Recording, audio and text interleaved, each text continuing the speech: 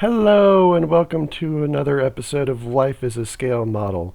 If you're new here, please take a moment to hit that subscribe button, and if you're here again, please like our videos so we can do better in the algorithm.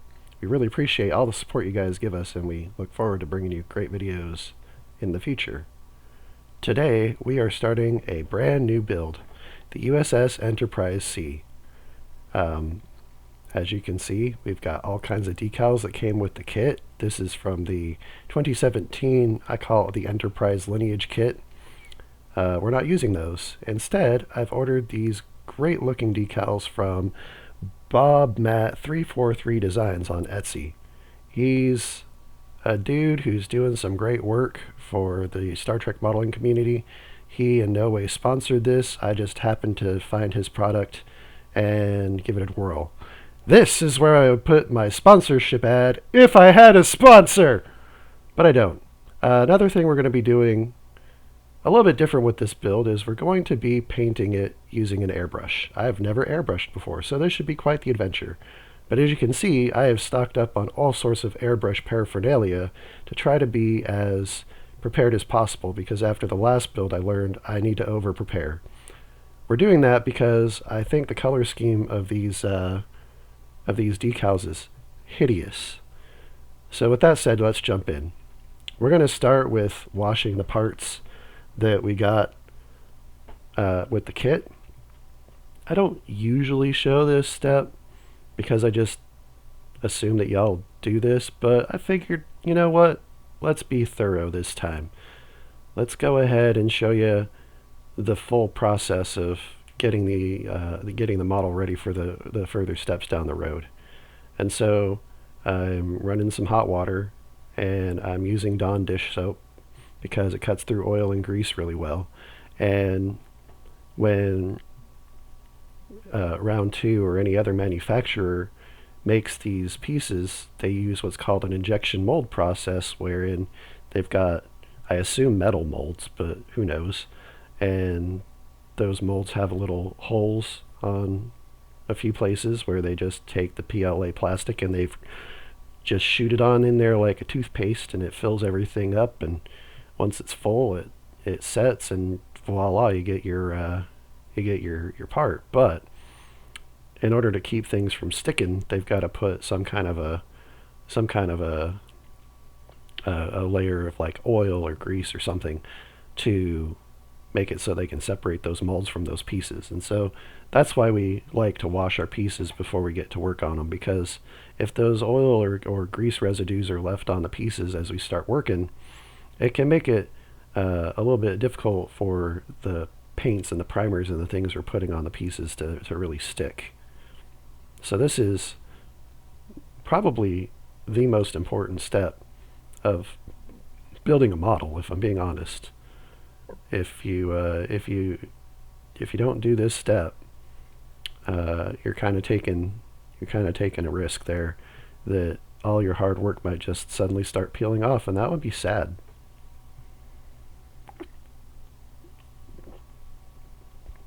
But yeah, I got my little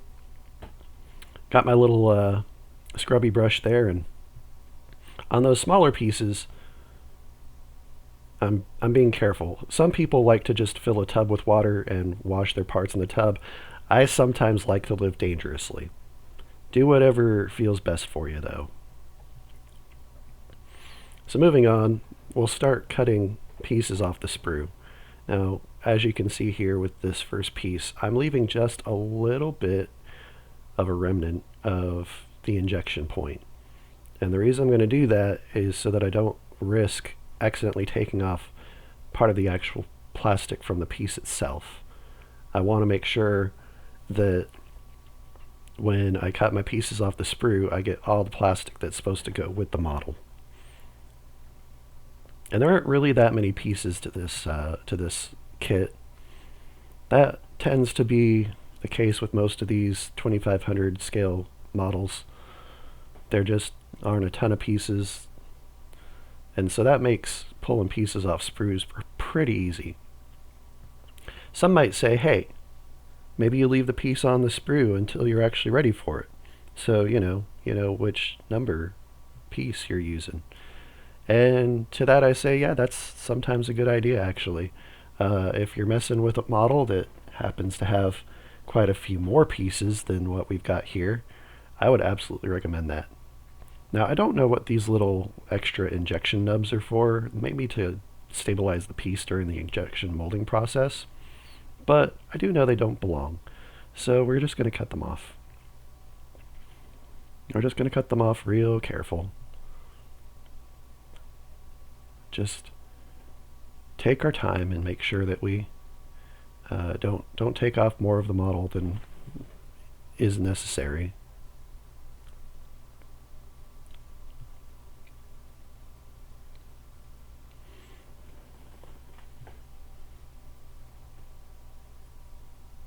It's just an extra little step that we'll also need to worry about when we go ahead and do the sanding portion of this.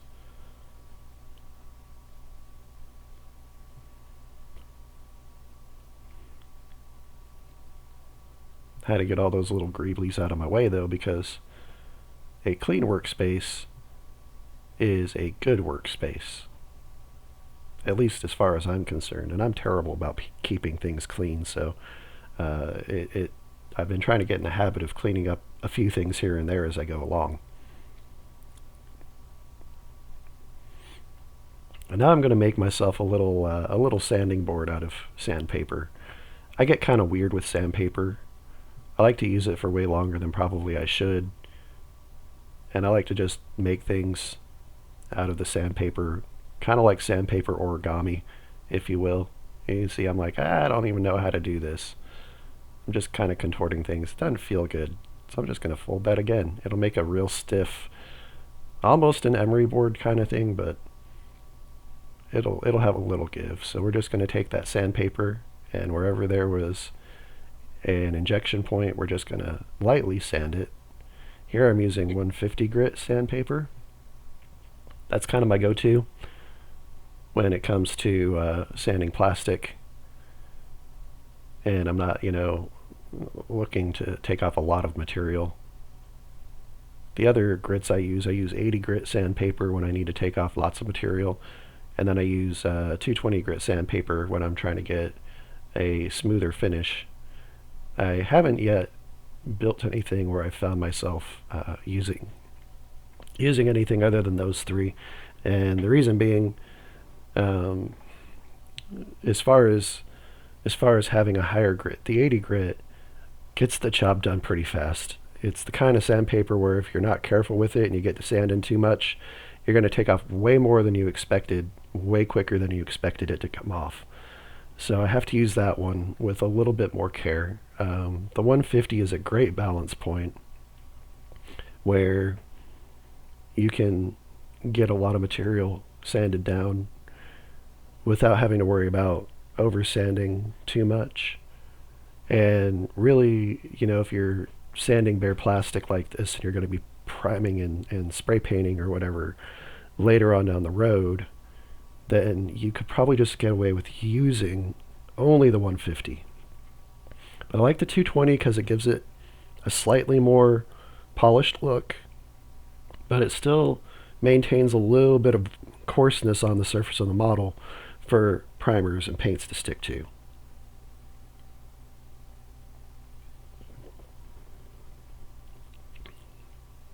I know them car modeling folks get into it super heavy, and they're using like 10 and 12,000 grit sandpaper. We're not there yet. We're still very much an intermediate channel. But you can see I'm trying to maintain the profile here of the model piece and make sure that everything is rounded real well with that. And now we'll do the warp nacelles.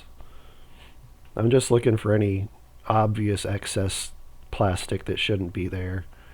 I'm going to admit up front, I didn't even do a very good job of that because I figured I'd go ahead and clean up the surface of the model a bit more thoroughly after I got it put together. I wasn't sure after doing a 90-minute odyssey of the build of the Enterprise be if y'all would be in the mood for another hour plus long video. So we're going to keep this one a little bit quicker today. And I'm going to be doing the next video by the end of this week. And I needed something I could do while it's a little bit colder because we're experiencing a little bit of a cold snap in my neck of the woods this week. And I really won't be able to do a whole lot of spraying and painting until closer to the end of the week anyway. So I needed something I could video record this week before it started to warm back up. And that's where we're going to do some filling and some sanding and some finer preparation on the model. So here I'm just taking off the excess sprue plastic that I left when I cut the pieces off the sprue. Now, if you've been throwing your sprues away and you've been following along with the channel, I'm going to ask you to continue to keep your sprues if you've been keeping them, and if you haven't, then start holding on to your sprues, because we are going to do in the future another non-build related thingy where we discuss how to create a lovely little concoction that modelers refer to as sprue goo. It's got all sorts of wonderful uses when it comes to filling larger seams and maybe even replacing some plastic that accidentally got cut off the model that should have stayed there. And so yeah, if you haven't been keeping your sprues, I would recommend that you start. And if you have, good for you, because you're one step ahead of the game. Because yeah, we're gonna do that just to show you guys a little bit of the experienced modelers' tips and tricks.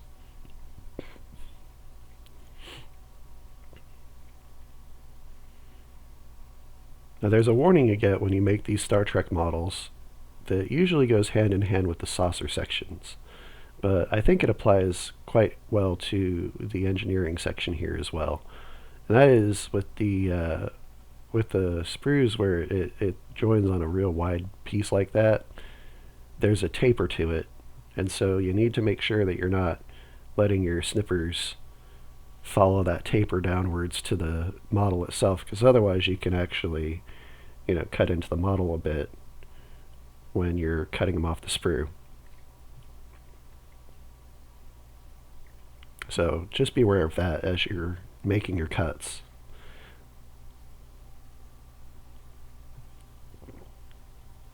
Once again, we're going to just lightly sand down our injection points here on the deflector dish. Now the two little nubs that I'm leaving behind are supposed to be there. Those are going to help us to fit and center that deflector dish once we get ready to put the model together. So we don't want to take those away. You see, I run my thumb over the surface of the model a lot. I have wonderful lighting in my studio, but my eyes are getting a little bit older. So sometimes it's hard for me to see where it is that I'm needing to sand. Part of that you can also attribute to the fact that the model is all the same color.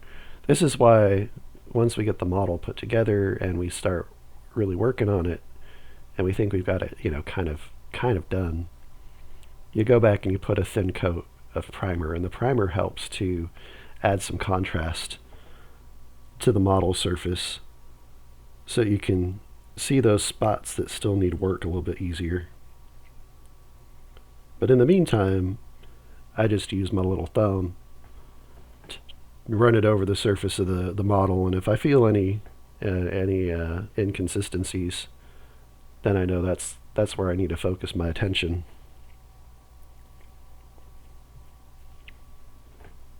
Now this little piece here, that's for putting our stand in.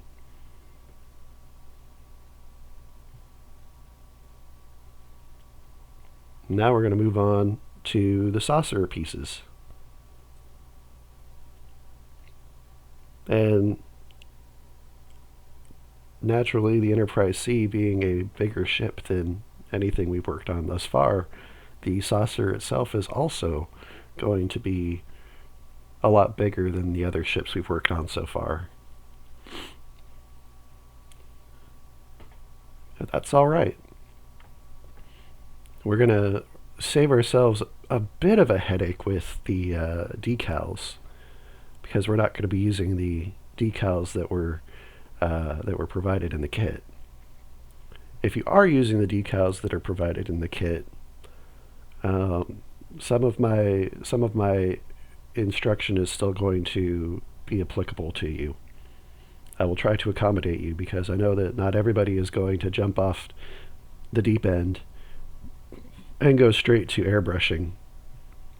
Airbrushing is, as I've heard, wonderful, but it's got a bit of a prohibitive point of entry going on with the cost of materials and whatnot. Fair warning, I'm not going to recommend a particular brand of airbrush or paint beyond what it is that I'm using, simply because I don't feel I have experience enough for that, and also there are just a ton of different kinds of airbrushes you can buy. So I'm going to leave the decision-making process of what brushes and compressors and paints and whatnot to get up to you, the viewer, because I would just be leading you blindly if I tried. Now, the tough thing with the saucer is it's round, and when you cut those pieces off the sprue, it leaves a straight line, so you gotta work a little bit harder to get that line really sanded out there. Just pay close attention to that as you're working that piece. Now here we've got some 80 grit sandpaper, so you know we're about to do something that's going to require a lot of removal. And what we're looking at all those nasty little grid line parts that crisscross this entire huge saucer. I don't like them. And actually, contrary to what I just said, I had considered leaving them intact. And the only reason I decided against that is I wasn't sure how easy it'd be for me to tape up the model as I painted various colors on it if I had all those little ridges and those grids and whatnot. So in the end, I decided, well, let's just err on the side of caution this time around and sand off those grid lines. Now I am going to try to keep the lifeboats and the phaser strips and the navigation lights intact as best I can. I'm not going to show you guys the entire sanding process, because I think all told it took me about 4 or 5 hours to finally get everything sanded to my liking, but I will share with you the process I went through real quick. So I started with this 80 grit on the bottom saucer, and I just sanded around the saucer section roughly, and I tried to stay away from the lifeboats as best I could, and of course the saucer, or the phaser strips and the navigation lights. And then once I got done with the 80 grit, I got some of my diamond tip files, my jeweler's files, because they're real tiny, and I used those to get closer to the detail areas that I wanted to keep intact. And I used them to get around the lifeboats and the phaser strips and get in between the lifeboats. And once I had everything sanded down in kind of a rough fashion, then I went back with the 150 and I did the progressive sanding grit process, if you will. I did the 150, and then once I got done with the 150, I did the 220 to give it a smoother finish. And I thought that the bottom half of the saucer section was hard, but when I did the top half, I actually had a lot more trouble avoiding certain things like the lifeboats, because there are just more of them. So if you're going to sand the grid lines off, just work real slow and methodically, and Make sure if you're leaving certain details that you just work real carefully around those details. With the bottom of the saucer section here, it was that join angle between the dome of the center area and the flat part of the outer ring that was kind of the hardest part to get sanded, because it was a little bit harder to get my sandpaper worked in there.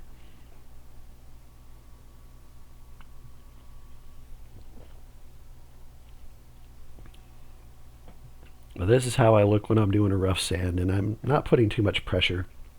I'm just letting the sandpaper do the work. And if you just let the sandpaper do the work, then that'll also hopefully save you from sanding off stuff that you want to leave intact. Try not to get too aggressive with the sandpaper.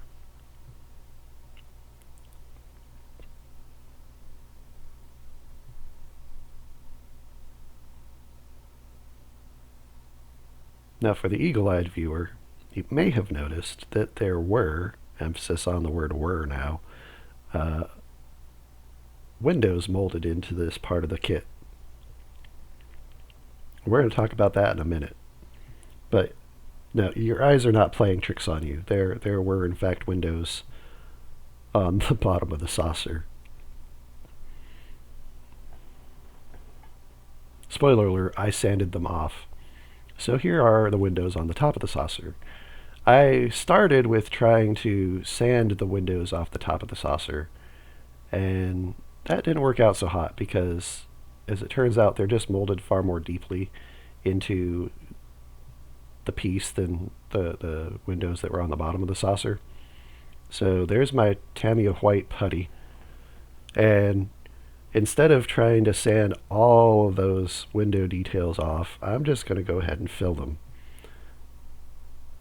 I figured this would be a little bit faster, and then also I wouldn't have to worry about having an uneven surface on the model where, I got a little bit more crazy with the sandpaper than other areas and, have like this wavy effect or whatever.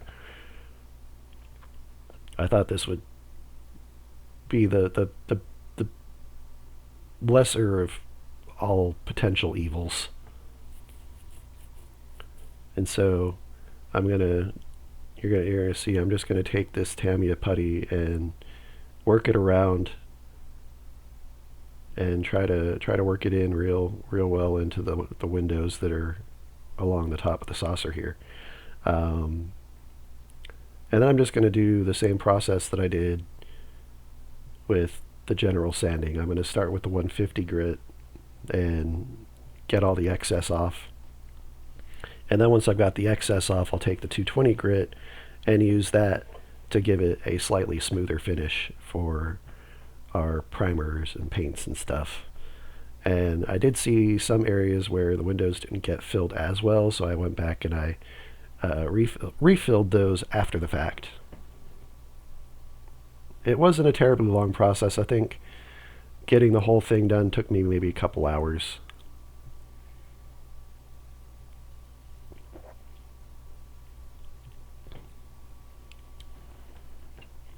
But yeah, that was my brilliant solution to how do I get rid of windows without sanding all the plastic off of this piece.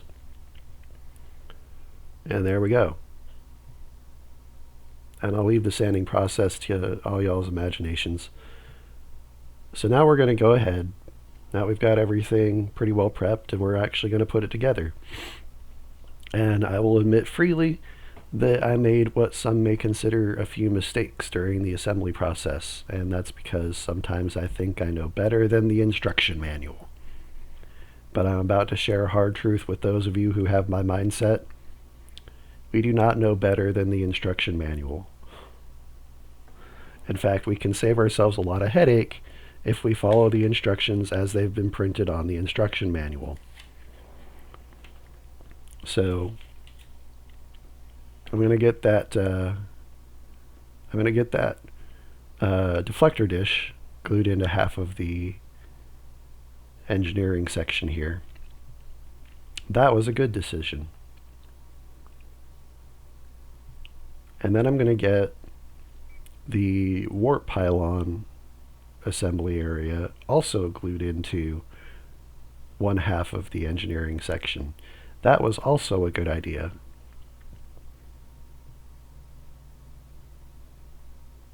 And we'll get to the bad idea.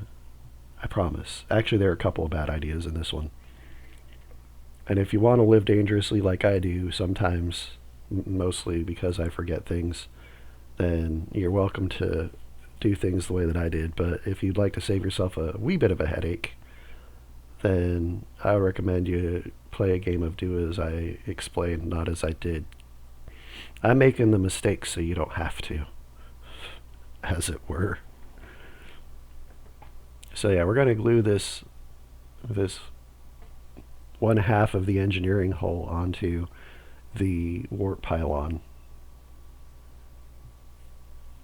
And I did it this way primarily because it just, to me, it seemed like the easiest way to do it. On the instructions, they just have everything kind of floating in the air, and then they got the little arrows that tell you to kind of smush it all together. And you can't just smush it all together all at one time. It just doesn't work like that. So this was my way of breaking everything down and making everything a little bit more manageable. It's just that I forgot some stuff along the way. You're probably seeing right now, because here I am with this other half of the engineering section putting plastic cement on it, and I forgot one wee little thing.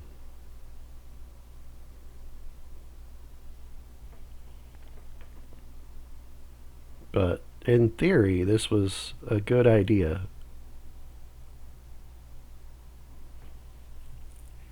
I'm just carefully lining all these things up, and I did do dry fits before I put this together. I tend to stress, dry fit your pieces the best you can before you start actually putting things together. I don't want to seem like I'm hypocritical in that area. These snap together kits are designed to snap together very tightly. So what I typically do for dry fitting is I just dry fit the pieces a couple at a time to make sure that each piece is going to slot into each other piece pretty well, and then I very loosely will put pieces that go together in halves.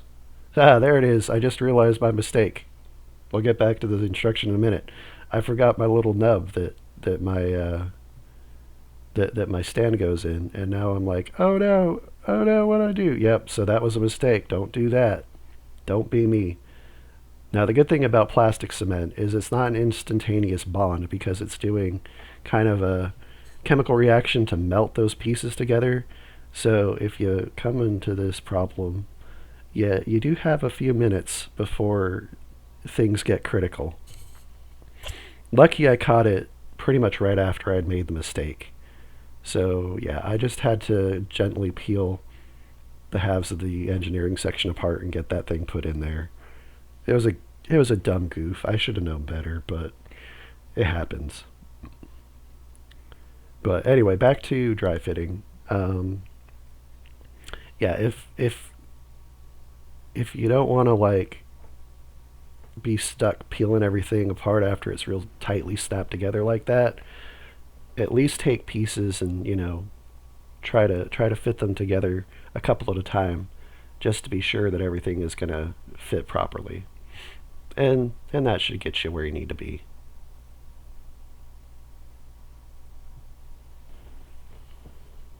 But we always dry fit just to make sure that our fits are going to be good and tight and straight. So I probably should have done that, and I probably should have done the entire assembly here before I started gluing, because after I got the nub in, I realized, oh no, the pieces don't go together nearly as well. It's not a big deal. We're gonna fill that with a little filler, and some of my plastic cement here is gonna help bond those two halves back together a bit.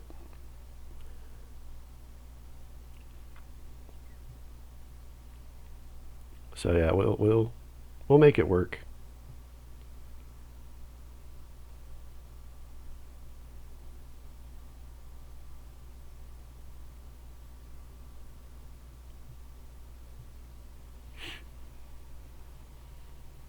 Now I'm just trying to reinforce some of the areas I had to pry apart, just to make sure that we get a good solid bond between the pieces there.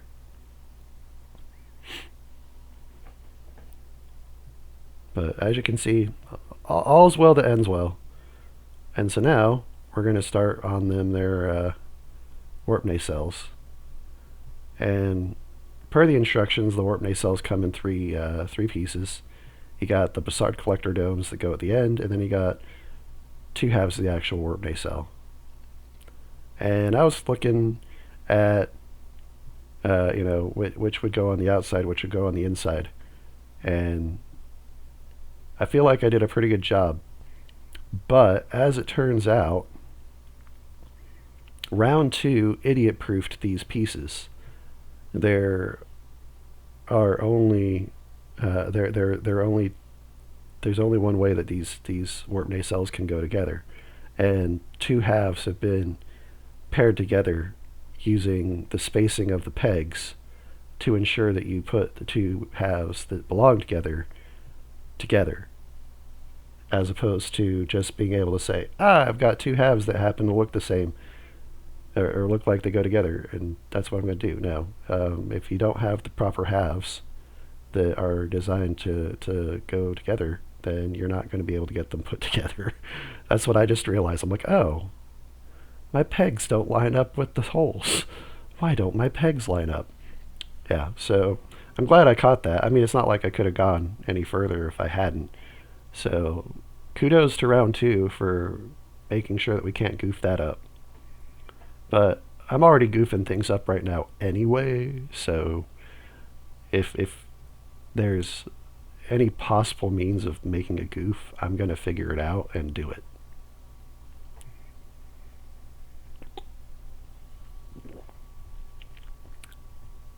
And I say that because, again, I think I know better than the instructions sometimes. And in the instructions, had I looked at them, I would have found out that what they really intend you to do is to put the halves of the nacelle together around the part of the pylon that they sit on. So here I am, doing my plastic cement. I've roughly dry fitted these things so that I can ascertain whether or not they fit together relatively well, which they did. And I'm like, cool, I'm ready to go ahead and glue these suckers together, and then I'll just snap them onto the warp pylon. No, that's not how they're engineered to work. So you can see a bit of a shelf on that piece that I put the Bussard collector on. The way that you're intended to put them together is you're intended to put that thing with the shelf onto a little shelf that they put on the warp pylon. And then you put the other half on. But I thought maybe I could, twist it on or something. Should have looked at the instructions. Making more work for myself than I need to, that's for sure. So, in my years of research, trying to figure out how to get the best out of these 2500 kits, the Enterprise C has become a little bit infamous, because this is usually the kit where the guys who are making the videos eventually just give up. And I haven't quite figured out that phenomenon yet.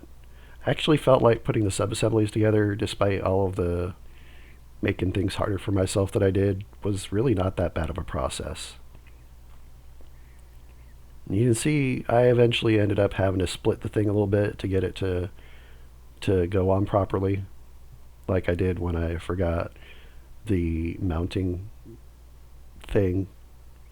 So I'm just going to go back over with a little bit of plastic cement just to make sure I got a real good bond.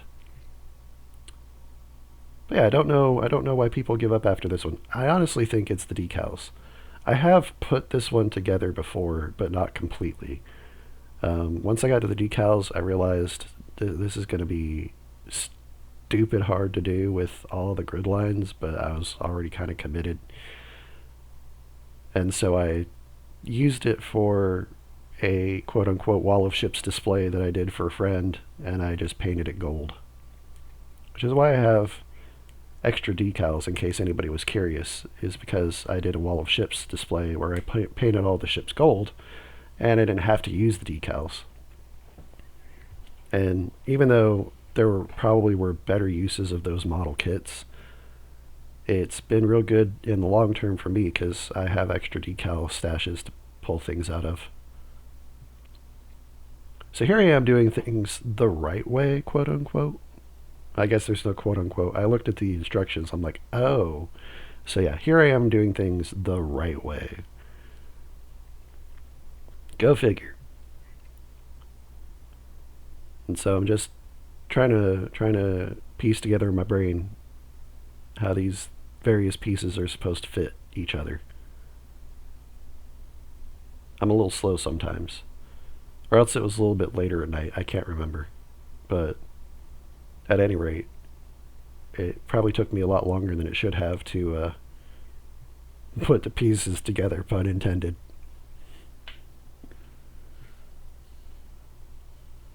But I finally got there. And so now we're going to put that little Bussard collector in place and cement it. I feel like that's actually really important to do, simply because otherwise that Bussard collector gets a little bit fiddly and it could pop out while you're trying to get everything put together.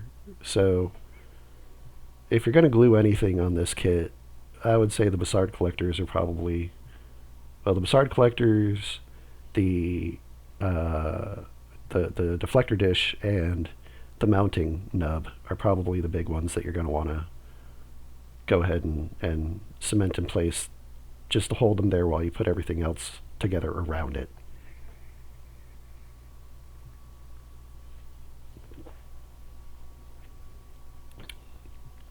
But I'm just trying to make sure I get a nice, tight, straight bond between the warp nacelle and the pylon there. And you can see, that cement will hold it in place after just, a few seconds, like 20 or 30 seconds. So, you could use it to do what we might call tacking things in place. You don't have to let it fully set and dry.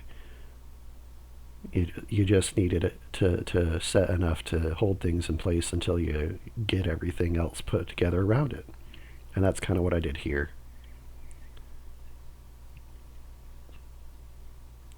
Now I'm just going to snap the other half together and call it good. And that's going to do it for our engineering section. Now, as I said, I didn't really get too thorough in cleaning up the surface of the model kit before I put everything together. And in hindsight, with some of the wee fitment issues that I ran into, I'm kind of glad I didn't.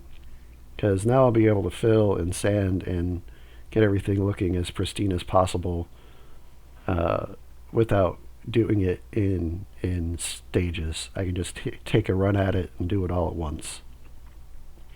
I tend to like to work that way a little bit better. So that's why I decided to hold off on that for a while. And now you get a really ridiculously long and awkward interlude while I do something before I get to the putting together of the saucers. Because I don't remember what I was doing, but there was something to be done. And then I felt like I needed to show off my progress. So there we go. That was relatively painless, even for someone who tries to make things more difficult than they need to be. Not even the least bit scary. If you're thinking about trying this model, I guarantee you can do it. So now I'm just looking at the saucer halves here.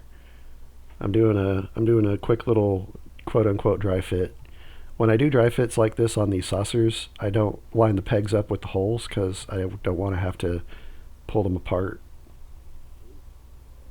So I usually just drop it in. We're not going to have a hair incident today, but past me needs to learn about framing. I was just in a hurry to get this done. What I did is I put the plastic cement around the inner lip of the top section, where the bottom section actually fits into it. And then the reason I'm not on frame here is because I'm trying real hard to line those pegs up with those holes, and there are 6 of them and it can get a little hard. So you're going to have to look real close and fiddle with it a bit to get those pieces to line up. But here I am. I got them all lined up and I'm snapping them together, and you can see how wonderfully my filled-in windows look, and I'm super happy about that. So yay us. But that is going to do it for this video. We are going to continue on later this week, and we're going to move on to fun things like prepping the surface of the thing and airbrushing by the end of this coming thing. Again, thank you guys so much for watching, and thank you for the support you give to the channel. And until next time, happy modeling.